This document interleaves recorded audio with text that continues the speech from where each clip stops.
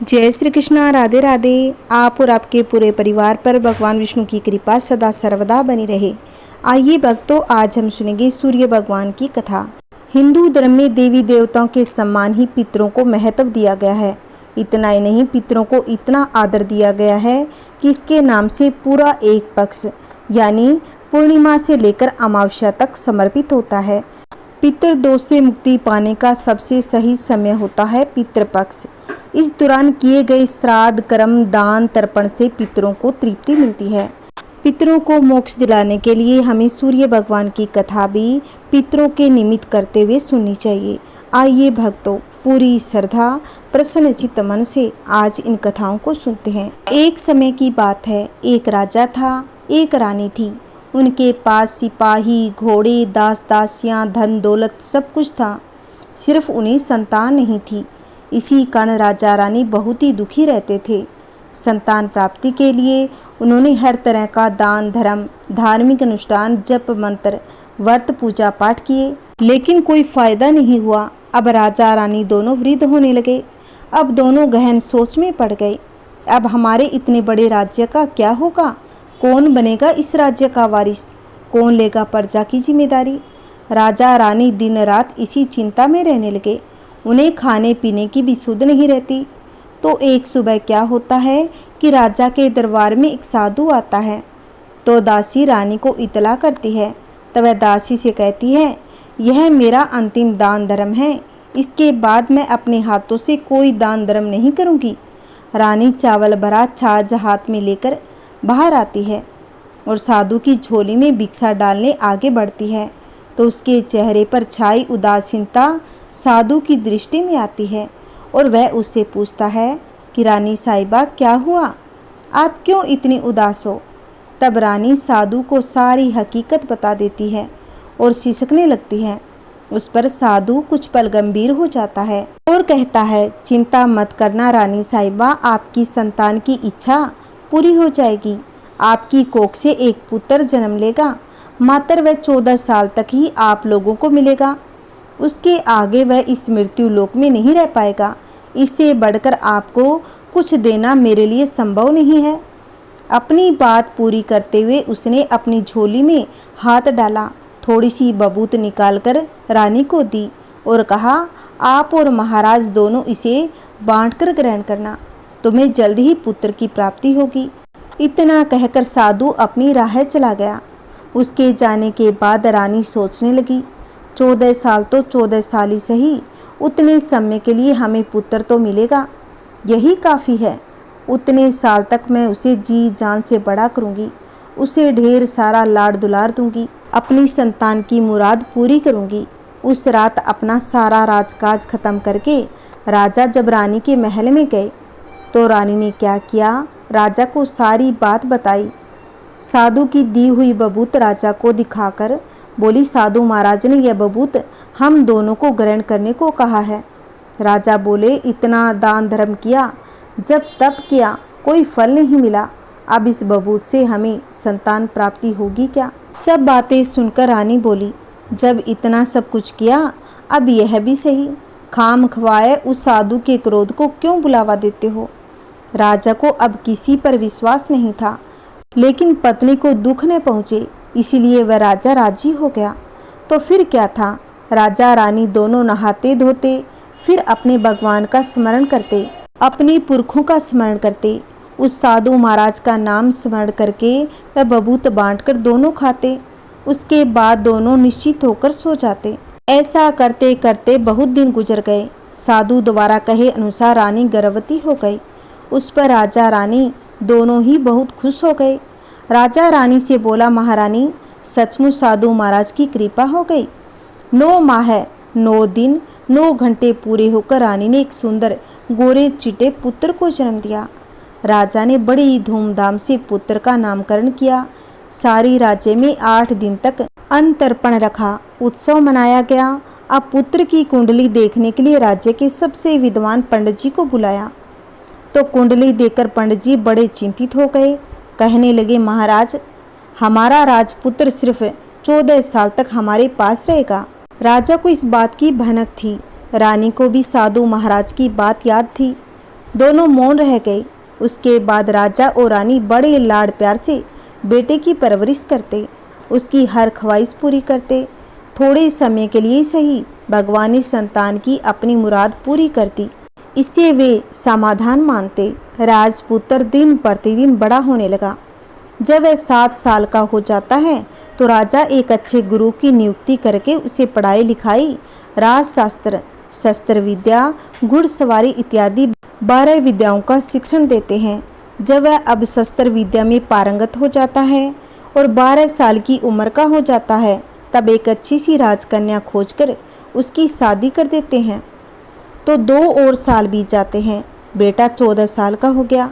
एक दिन राजपुत्र राजा से बोलता है कि पिताजी, मैं अपना सारा राज्य घूमकर देखना चाहता हूँ। आज तक मैंने सिर्फ इस राजवाड़े के अतिरिक्त कुछ भी नहीं देखा है। बेटे की बात सुनकर राजा चिंतित हो गया, क्योंकि पुत्र को 14वां साल शुरू हो गया था। अब कोई अनहोनी होने का वक्त नज़दीक आ चुका था। लेकिन राजा ये सब बातें पुत्र को बता नहीं सकता था। वह क्या करता है कि चेहरे पर खुशी लाकर बेटे से कहता है, हाँ हाँ जरूर जाओ बेटा, तुम्हें अपना सारा राज्य घूमकर देखना चाहिए। कहाँ क्या है यह सब जानना चाहिए। कल मेरे बाद तुम्ही को तो राजा बनना है। मात्र एक बात का ध्यान रखें, तुम जहाँ जा रहे हो, क्या कर रहे हो, यह बात अपनी पत्नी को नहीं बताना। पुत्र कहता है, ठीक है, आपने जो कहा है मैं वैसा ही करूँगा पिताजी। तो होता क्या है कि राजपुत्र दिन भर अपनी पत्नी के साथ मौज मस्ती करता है, खुशियाँ मनाता है और रात को ठीक 12 बजे बिस्तर से उठकर बाहर चला जाता है। पौ फटने से पहले वापस अपने महल में आकर सो जाता है। ऐसे बहुत दिनों तक चलता रहा। अब पुत्र का 14वां साल खत्म होने में कुछ ही दिन बाकी रहते हैं। इतने में क्या होता है कि उसकी पत्नी यानी छोटी रानी रात में जग जाती है और देखती है कि बिस्तर पर राजपुत्र नहीं है। वह महल में सब जगह देखती है तो राजपुत्र कहीं भी नजर नहीं आता। तो वह क्या करेगी, किससे कहेगी। वह चुपचाप रहती। फिर भोर होने पर वह देखती है कि उसका पति अपनी जगह सोया हुआ है। वह पति से कुछ नहीं पूछती। लेकिन दूसरी रात भी वैसे ही होता है। तीसरी रात, चौथी रात, ऐसे बहुत दिन तक चलता रहा। रानी बहुत ही चिंतित हो गई। पति रात को जाता कहाँ है, किससे मिलने जाता है। उसको मन में ढेर सारे सवाल उठते हैं, लेकिन उसे पूछने में उसे डर लगता है। शायद पति गुस्सा कर बैठे। सास ससुर से पूछने के बारे में सोचा तो उसकी कुल मर्यादा बीच में आ जाती थी। तो इस तरह मन ही मन वह कुढ़ती रहती। इस हालत में उसे खाने पीने में दिलचस्पी नहीं होती। वह दुबली पतली हो गई। तो उस राज्य में फूल बेचने वाली एक बूढ़ी मालिन थी। वह हमेशा छोटी रानी को फूल देने उसके महल में आती थी। उस बुढ़िया का ध्यान छोटी रानी पर जाता। वह उससे पूछती कि बेटी, तुम्हें किस बात का दुख है, तुम इस तरह सूखकर कांटा क्यों बनी हो।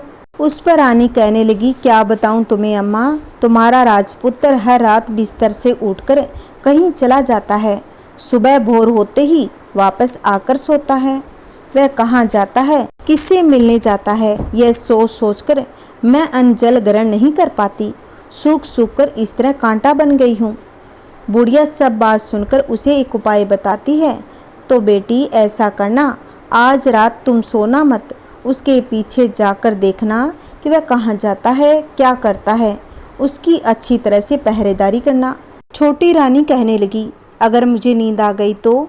तब वह बुढ़िया कहने लगी, तुम्हें नींद ना आए इसलिए एक काम करना, अपने बाएं हाथ की उंगली में एक जख्म करना, उस पर थोड़ी सी मिर्च छिड़कना, उससे तुम्हें बड़ी जलन होगी। उस पीड़ा से तुम्हें रात भर नींद नहीं आएगी। रानी बुढ़िया के कहे अनुसार करती है। उंगली की जलन से उसे बड़ी देर तक नींद नहीं आती, लेकिन बाद में वह सो जाती है। दूसरे दिन सुबह बुढ़िया फूल लेकर उसके महल में पहुंचती है और पूछती है, क्या हुआ बेटी, देख पाई क्या, पति कहाँ जाता है। रानी कहने लगी, नहीं अम्मा, पहले कुछ समय जलन के कारण मुझे नींद नहीं आई, पर कुछ देर बाद मैं सो गई। बुढ़िया कहने लगी, कोई बात नहीं, आज तुम उंगली पर पहले से थोड़ा बड़ा जख्म करना और उससे ज़्यादा मिर्च लगाना। तो रानी वैसे ही करती है। परंतु वह सिर्फ पति के बिस्तर से उठकर जाने तक ही जग पाई थी। वह उसके पीछे नहीं जा सकी क्योंकि उसकी आंखें उस समय लग गई थी। दूसरे दिन सुबह बुढ़िया आई तो उसने पूछने पर पहले ही रानी रोकर कहने लगी, अम्मा, मैं आज भी उनकी पहरेदारी ठीक से नहीं कर पाई। बुढ़िया कहने लगी, रोना नहीं बेटी, सब कुछ ठीक हो जाएगा। तुम आज रात जख्म को और बड़ा करना, उस पर ज़्यादा मिर्च छिड़कना। एक काम करना बेटी, जब जाने के लिए निकलता है तो उसका रास्ता रोकना। बुढ़िया ने जैसा बताया रानी वैसे ही करती गई। आज रात उसे नींद नहीं आती। पति रात 12 बजे बिस्तर से उठकर जब महल से निकलने के लिए चलने लगा तो वह बुढ़िया ने जैसे बताया वैसे ही करती है। दौड़कर जाकर पति का रास्ता रोकती है और कहती है, कहाँ जा रहे हो, किससे मिलने जा रहे हो, मुझे भी बताओ। राजपुत्र उसे समझाने की बहुत कोशिश करता है।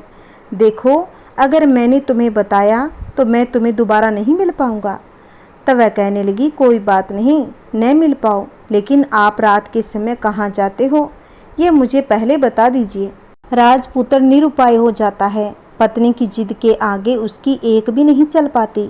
ठीक उसी समय उसका 14वां साल खत्म होकर 15वां साल लगने वाला था। जो होता है वह हो जाने दो, वह सोचता है और कुछ चावल मंत्रों से सिद्ध करके पत्नी को देकर कहता है, इन चावलों के दानों को दोनों हाथों की मुट्ठी में पकड़ना। पहले दाएं हाथ में पकड़े चावल मेरे ऊपर फेंकना, मैं कौन हूँ तुम्हें पता चल जाएगा। बाद में बाएं हाथ में पकड़े चावल मेरे ऊपर फेंकना, मैं जैसा था तुम्हें मिल जाऊंगा। लेकिन यदि तुम बाएं हाथ के चावल मेरे ऊपर फेंकना भूल गई तो मैं तुम्हें कभी नहीं मिल पाऊंगा। वह बोली, नहीं भूलूंगी। रानी बड़े आत्मविश्वास के साथ कहकर दाएं हाथ में पकड़े चावल पति के ऊपर फेंक देती है तो राजपुत्र एकदम एक विशाल घोड़ा बन जाता है। एकदम उम्दा सफ़ेद गर्दन पर लंबी अयाल, देखते देखते वह तेजी से दौड़ने लगता है। रानी उस घोड़े को एकदम बोचक्की होकर देखने लगती है और पति ने बाएं हाथ के चावल फेंकने की जो बात कही थी वह तो भूल जाती है। उसकी आंखों के सामने घोड़ा महल से बाहर निकलकर चला जाता है। घोड़ा जो महल से बाहर जाता है तो वापस नहीं आता। अब रानी को बड़ा पश्चाताप होता है और स्वयं को कोसने लगती है, लेकिन अब उसका कोई फायदा नहीं होने वाला था। राजपुत्र अब वापस नहीं आने वाला था। सुबह होते ही महाराज महारानी को सब बातें पता चलती है। उन्हें बहुत ही दुख हुआ। वे बिस्तर पकड़ते और राह देखते एक दिन उनका बेटा वापस आ जाएगा। इस तरह 1 महीना गुजरता है, 2 महीने गुजरे, 3 महीने गुजरे, आखिर 6 महीने पूरे हो गए। राजपुत्र का कोई अता पता नहीं था। प्रधान राजपुत्र को ढूंढने के लिए राज्य के गांव-गांव सिपाही भेजते, लेकिन उन्हें कोई सफलता हासिल नहीं होती। इधर रानी अपनी हट के कारण पति गायब हो गया यह सोचकर स्वयं को मन ही मन कोसती और प्रण कर लेती है, कुछ भी करके पति को ढूंढ लाएगी, उसे वापस लेकर आएगी। एक दिन वह सुबह उठकर सास ससुर के महल में जाती है और कहती है कि मैं अपने पति की खोज में जा रही हूँ। महाराजा महारानी को और क्या चाहिए था, कुछ भी करके उनका बेटा उन्हें वापस मिलना चाहिए था। वे बहू को जाने की अनुमति देकर कहने लगे कि बेटी, तुम्हें जो चाहे वो करो, जहाँ जाना है वहाँ जाओ, लेकिन हमारे बेटे को वापस लेकर आओ, भगवान तुम्हें कामयाबी दे। अब रानी क्या करती कि अपना शाही वेश बदलकर एक सेठानी बन जाती है। कुछ दास दासियों को, कुछ नौकरों को साथ में लिया, कुछ सामान साथ लिया और राज्य की सीमा पर जाकर वहाँ एक भोजनालय खोल दिया। वहाँ आने वाले सब यात्रियों को खाना मुफ्त में देने लगी। मात्र एक शर्त रखी, खाने वाले को उसकी कोई देखी अजीब चीज उसकी मालकिन को यानी राजकन्या को बतानी पड़ेगी। वहाँ आने वाले हर नागरिक अपनी तरफ से मैंने यह देखा, मैंने वह देखा कहकर वहाँ से मुफ्त खाना खाकर जाता था। परंतु रानी को जो बात चाहिए थी वह तो अभी तक नहीं मिली थी। ऐसे ही कुछ दिन बीत गए तो इधर क्या हुआ कि रानी के महल फूल लेकर जाने वाली बुढ़िया के एक बेटा और बहू थे और उनका एक बेटा था यानी बुढ़िया का पोता। तो बेटा और बहू सुबह काम के लिए निकलते थे तो पोते को संभालने की जिम्मेदारी बुढ़िया पर रहती थी। बुढ़िया दिन भर पोते को संभालती थी। एक दिन क्या हुआ कि बुढ़िया को पान खाने की आदत थी, तो पान लगाने के लिए चूना चाहिए था। उसे तैयार करने के लिए सीपियाँ लेकर आई। इन सीपियाँ भूनने के लिए गोबर के कंडे चाहिए थे। कंडे इकट्ठा करने के लिए वह बांस की टोकरी लेकर चरवाहे के मैदान पर गई। वहाँ बहुत सारे कंडे थे। उन्हें जमा करते करते उसे आने में बहुत रात हो गई। इस ओर शाम होते ही काम से वापस बेटा बहू घर पहुँचे तो देखा बच्चा घर पर अकेला था और रो भी रहा था। वे दोनों गुस्से से लाल पीले हो गए। इतने में बुढ़िया घर आ पहुंची। बेटा ने पूछा, पोते को घर अकेला छोड़कर कहाँ गई थी? बुढ़िया बताने लगी, मैं गोबर के कंडे इकट्ठे करने गई थी। इस पर बेटा बोला, दोबारा बच्चे को अकेला घर पर छोड़कर यदि कहीं गई मैं तुम्हें बहुत पीटूंगा। बुढ़िया कहने लगी, नहीं बेटा, फिर कभी ऐसा नहीं करूँगी। लेकिन दूसरे ही दिन बुढ़िया वह बात भूल गई। फिर चरवाहे के मैदान पर कंडे इकट्ठा करने चली गई। शाम को जब बेटा बहू काम से वापस लौटे तो क्या देखा कि बच्चा घर पर फिर अकेला था और रो भी रहा था। अब उसके बेटे की सहन शक्ति खत्म होने लगी। बुढ़िया के वापस आने पर उसे घर से निकाल दिया। अब बुढ़िया रात भर घर से बाहर रात भर बैठी रही। सुबह होते ही हाथ में टोकरी लेकर कंडे इकट्ठा करने के लिए निकल गई। उस दिन उस पर कंडे इकट्ठा करने का मानो पागल सवार था। कंडे इकट्ठा करते करते कब अंधेरा छा गया उसे कुछ भी मालूम नहीं चला। उसे जब ध्यान आया तो गांव का रास्ता भी ठीक से दिखाई नहीं दे रहा था। वह रात के अंधेरे में आंखें खोल खोल कर देखती हुई आगे निकल पड़ी। क्या हुआ, एक पीला गाय छन छन की आवाज़ करते गले की घंटी बजाते ठुमक ठुमक कर उस मैदान पर आ गई। उसे देखकर बुढ़िया सोचने लगी, इस गाय के पीछे पीछे जाऊंगी तो गांव तक पहुंच जाऊंगी। तब बुढ़िया उसके पीछे पीछे जाने लगी। वह गाय क्या करती है, उस मैदान से लेकर एक एक करके 6 मैदान पार करती है। आखिर में वह 7वें मैदान पर पहुंच जाती है। तो वहाँ क्या हुआ कि उस मैदान पर एक बड़ा सा पत्थर है। गाय जाकर उस पत्थर को अपना सींग मारती है। सींग मारा तो वह पत्थर दूर हट गया और पाताल में नीचे जाने की सीढ़ियाँ दिखाई देने लगी। तब वह गाय उन सीढ़ियों से नीचे जाने लगी। बुढ़िया वह सब देखती रही। झट से जाकर गाय की पूंछ को पकड़ लिया। पूंछ पकड़कर वह गाय के साथ नीचे पाताल में पहुंच गई। पाताल में पहुंचते ही तुरंत गाय की पूंछ छोड़ दी, इधर उधर देखने लगी। वहीं से बुढ़िया ने देखा कि पाताल में सब जगह जगमगाहट थी। दिया दीप जल रहे थे। तेज रोशनी गाय के ऊपर पड़ती है और वहां अद्भुत घटनाएं घटने लगी। गाय के नीचे जाते ही उसके गले में अपने आप सांकल पड़ गई। छम छम करके कोई दुधारी उसे गाय का दूध निकालने लगा। लेकिन जो भी कोई वह कर रहा था वह मातर दिखाई नहीं दे रहा था। बुढ़िया बहुत ही घबरा गई, कहाँ जाकर फंस गई और वह सोचने लगी और यहाँ वहाँ छिपने के लिए जगह ढूंढने लगी। लेकिन उसे कहीं भी जगह नहीं मिली। हर जगह उजाला ही उजाला था। तो वह यूं एक कोने में जाकर खड़ी हो गई। जो कुछ सामने हो रहा था वह मौन रहकर देखने लगी। कुछ पल के बाद वहाँ झट से एक उम्दा सफ़ेद घोड़ा आया। वहाँ 2 कुंड थे। उसमें से एक कुंड में उस घोड़े ने छलांग लगाई और ऊपर आ गया।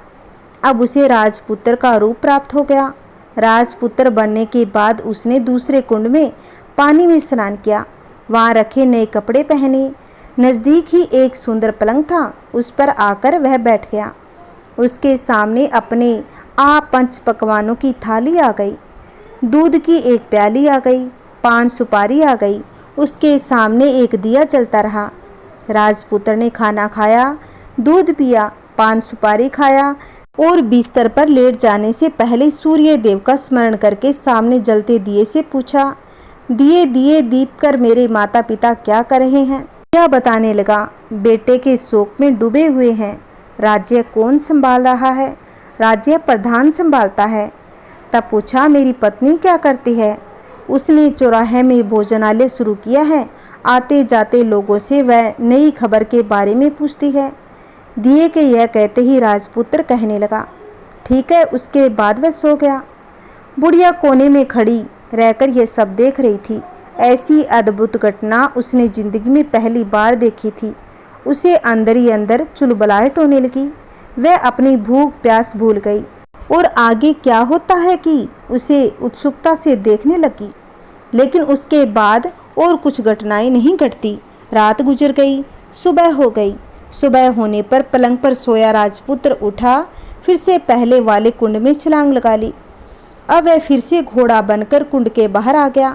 बाहर आते ही वह तेजी से उस पाताल नगरी के बाहर निकल गया, लेकिन वह कहाँ गया बुढ़िया को कुछ पता नहीं चला।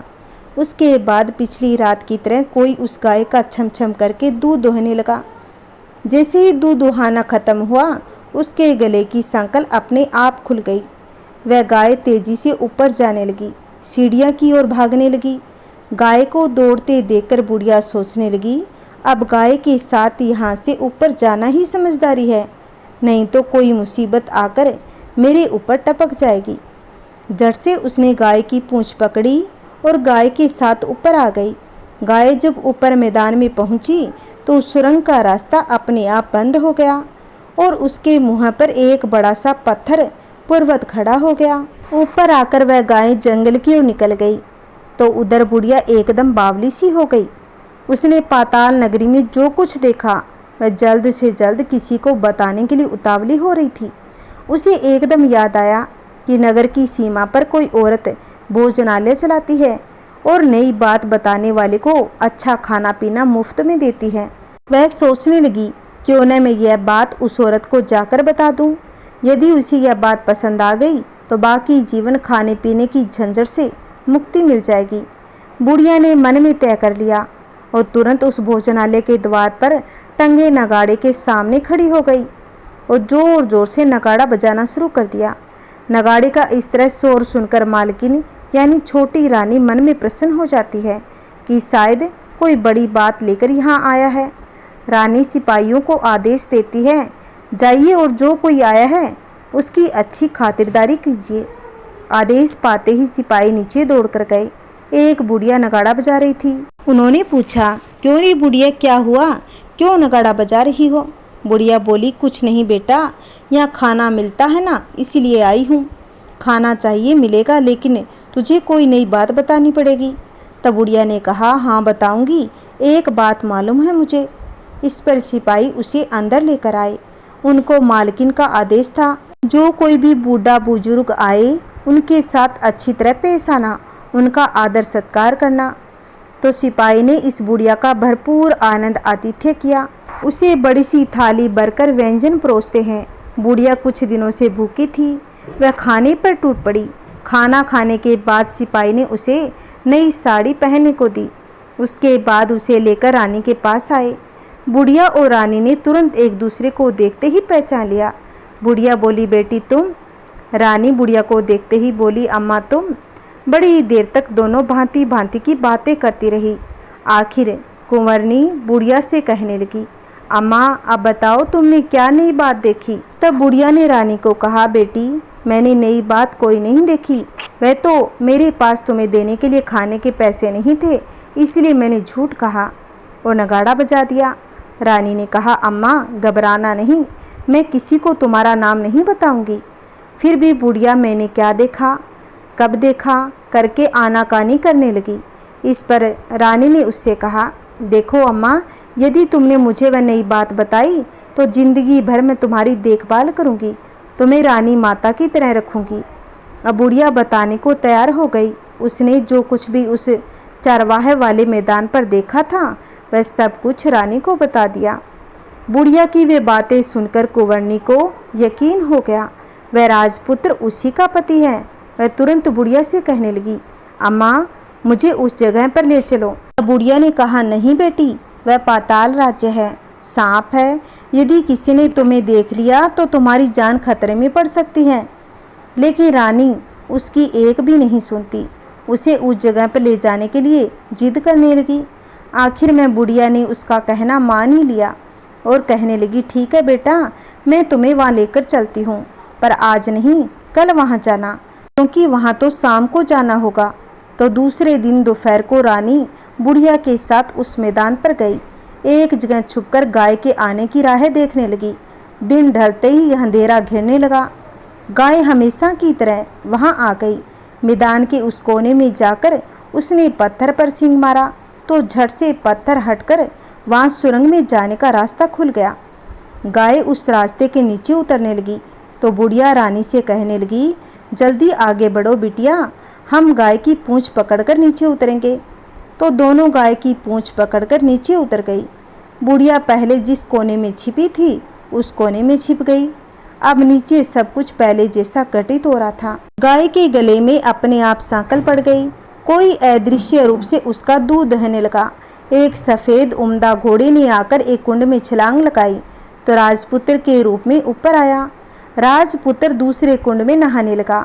बाद में उसके सामने खाने की थाली आ गई, दूध की प्याली आ गई, पान बीड़ा आ गया। राजपुत्र सब ग्रहण करके सोने के लिए पलंग पर आया तो सोने से पहले सूर्य देव का स्मरण करके और दिए से पूछने लगा, दिए दिए दीप कर बता, मेरे माता पिता क्या कर रहे हैं।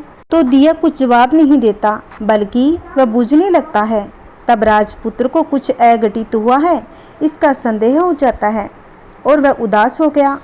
जो कुछ भी हुआ वह हो जाने दो, ऐसा सोचकर सोने के लिए बिस्तर पर लेट गया। अब रानी का संयम छूट गया। दौड़कर पति के पास गई और उसके पैर पकड़ने के लिए आगे बढ़ने लगी। राजपुत्र तुरंत ही पत्नी को पहचान गया और झट से पीछे हट गया और चिल्लाने लगा, नहीं नहीं, मुझे मत छूना, सर्वनाश हो जाएगा। रानी दोनों हाथ जोड़कर पति से अपनी भूल स्वीकार करने लगी। स्वामी, मुझसे भूल हो गई, मुझे आपसे नहीं पूछना चाहिए था कि आप रात को कहाँ जाते हो। मैं अपनी भूल स्वीकार करती हूँ, मुझे मेरी भूल की सज़ा मिल गई है। अब आप घर चलें, आपके वियोग में आपके माता पिता ने बिस्तर पकड़ लिया है, आपकी प्रजा भी बहुत दुखी है। उस पर राजपुत्र कहने लगा, वही तो एक बार तुम गलती कर बैठी हो, अब दोबारा मत करना, नहीं तो अब मैं तुम्हें जो दिख रहा हूँ वह भी नहीं दिखूंगा। रानी अब विलाप करने लगी, जोर जोर से जमीन पर सिर पटकने लगी। राजपुत्र के मन में उसके प्रति दया उत्पन्न हो गई। वह उससे कहने लगा, यदि तुम मुझे पाना ही चाहती हो तुम्हें एक काम करना होगा। काम कठिन है लेकिन वह तुम्हें अकेला ही करना है। तब रानी ने कहा, कहो स्वामी, कितना भी कठिन काम हो मैं उसे पूर्ण करूंगी। रानी कहने लगी। इस पर राजपुत्र ने कहा, इस पाताल से ऊपर जाते ही तुम्हें एक घना जंगल नजर आएगा। ऐसे 6 जंगल पार करने के बाद 7वां जंगल मिलेगा। वह जंगल सबसे घना है। उस जंगल में बीचों बीच एक पीपल का पेड़ है। उसके आसपास की जगह पत्ते, फंदे, जटाएं, कांटे इत्यादि से ढक चुकी है। वहाँ बाघ, शेर, भालू, सांप सभी दमा चौकड़ी बैठती है। तुम्हें उन सबको भगाकर वह जंगल साफ करना है। उसकी गोबर से लिपाई करके पवित्र बनाना है, रंगोली से सजाना है। उसके बाद वहाँ धूप, कपूर, अगरबत्ती जलानी है। फूल कुमकुम से पेड़ की तने की पूजा करनी है। दूध दही से बने चावल का भोग चढ़ाना है।